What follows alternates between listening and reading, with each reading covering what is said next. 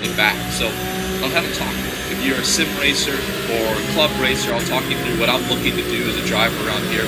Deep brake zone into turn 5 as the road compresses. 200 marker, down from 6th to 2nd gear. Nice early turn in. That new black pavement you see there is a lot of grip, so I'll roll a lot of entry speed. Turn 6, one of the most difficult corners. Braking before the road crests. I always feel like I underdrive the entry, but on exit you can see it all the road. Turn 7 really fast, just lifting back the throttle, use all the road on exit. There I can see I had a little bit more space available. It's an outlap, so I'm not pushing quite at that 100% mark. Again, you see that new black pavement here in turn 8. I can flow more entry speed than you think. The carousel, flat under the bridge, click 4th gear, and now it's maintenance throttle, trying to feel the edge of the grip. Typically, I get a lot of understeer through the middle of the carousel. Yesterday, I was actually getting oversteer for probably the first time in my career. So our engineers and I at M1 GT Racing are working on that, trying to get the car a little bit better balanced. That was the kink. 150 miles an hour apex speeds. It's incredibly fast in these GT3 cars. Down to Canada Corner. One of the most difficult brake zones. It's really bumpy through the brake zone, and then on exit here, using that exit curve there. Now going to go to Billy Mitchell just to lift blind up the hill, cresting. It's really fast. Back to throttle, use all the road. You kind of have to trust the road is going to be where you want it.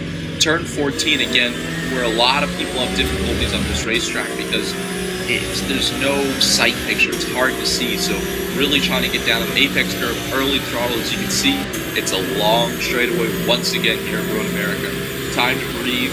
Think about that brake zone in turn 1. My marker is an access road you see up here on the left. That's it. Just past it. Braking down to 3rd gear. Turning it in. Just nibbling the throttle. You can see I got some oversteer there. Have to save it. Ran a little bit wider than I wanted to. That is not what I need. I lost a few tenths there. Back to turn 3. Getting down to that curve. Didn't quite get there. Not a good line this lap. So you can see I'm just made a change. I'm now trying to feel the car. We took a little bit of downforce off of it. And you saw it in turn 1. I've tried to flow the same speed through it, and I got a little oversteer. I missed the apex in turn 3, so as a driver, having to feel that downforce. Still didn't try to challenge the brake zone in turn 5, but that still works. Still got down the apex, still got the exit. That's what I need to be able to do.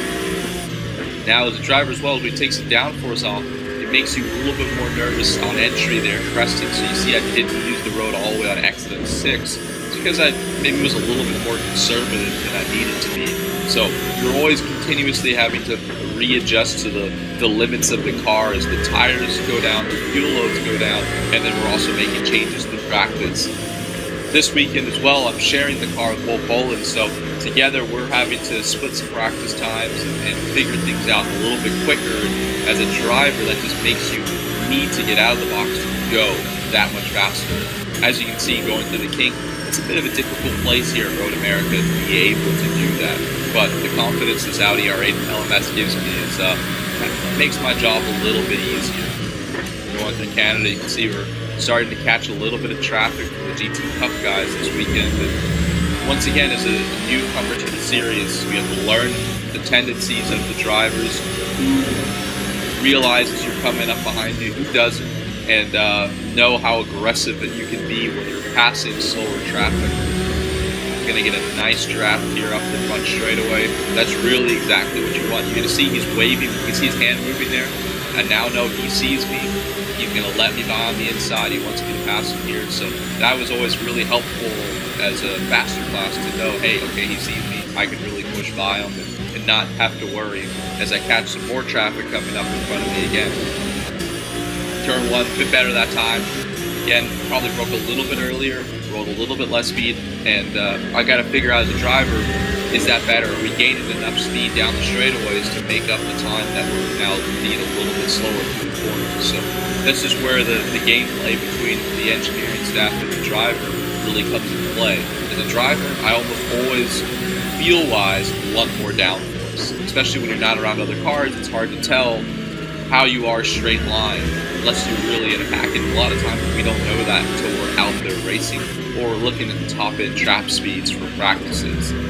More GT Cup traffic in front of me. Again, as I'm driving here, I'm a newcomer to the series, I actually don't know who's really driving each of these cars and how they are as drivers in traffic. So I look to the inside.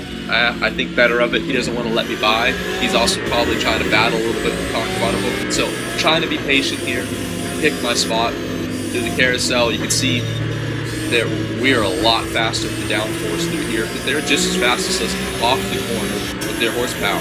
Now, I think he's going to see me. I'm going to go for the move. He looks like he lifts early, but then he kind of drives. This is a bit of a tricky situation. As a driver, that was more my mistake. The GT Cup Car guy did see me. He was probably expecting me to be a little bit more aggressive, a little bit more decisive. But with me being new to the series, I didn't do that. So, you know, it was just one of those tricky situations. I now know the driver in that car is one that is able to look around him, is a pretty capable, good driver. So I'm able to be a little bit more aggressive and pick my spot a little bit better next time. Going back up the front straight away, and that's a few laps here at Road America, just talking through what I'm thinking as a driver. Thanks for tuning in. Hopefully you'll watch this weekend and cheer for our F1 GT racing Audi R8 LMS.